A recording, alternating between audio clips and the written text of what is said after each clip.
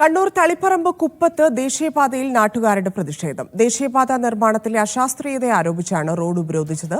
ഇന്നലെ കനത്ത മഴയിൽ ദേശീയപാതയിൽ നിന്ന് ചെളിയും മണ്ണും വീടുകളിലേക്ക് ഒഴുകിയെത്തിയിരുന്നു. കലക്ടർ സ്ഥലത്തെത്തും വരെ പ്രതിഷേധം തുടരാനാണ് നാട്ടുകാരുടെ തീരുമാനം.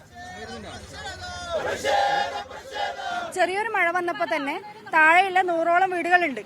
ഇതിന് താഴെ നിങ്ങളിപ്പോൾ ഇവിടെ നിൽക്കുമ്പോൾ കാണലിന്റെ താഴെ 100ഓളം വീടുകൾ പാർപ്പിടം തിങ്ങി പാർക്കുന്ന ഏരിയയാണ്. അപ്പൊ അവിടേക്ക് മഴ വെള്ളത്തോടൊപ്പം ചളിയും വെള്ളവും വന്നതുകൊണ്ട് കുറെ വീടുകൾ വാസയോഗ്യമല്ലാത്ത രീതിയിൽ വീട് ഫുള്ള് നശിച്ചു പോയിട്ടാണുള്ളത്. അപ്പൊ ജനങ്ങൾ ആശങ്ക ഇനി എങ്ങനെ നമ്മൾ അവിടെ അതിന്റെ താഴെ എന്ത് ഉറപ്പിലാണ് അവിടെ താമസിക്കുക എന്നുള്ളതാണ്.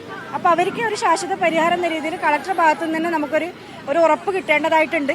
ഭക്ഷണമാക്കാനുള്ള സാഹചര്യം ഒന്നുമില്ല, വെള്ളമില്ല, വസ്ത്രങ്ങളെല്ലാം ചെളി പിടിച്ച അവസ്ഥയിലാണ്.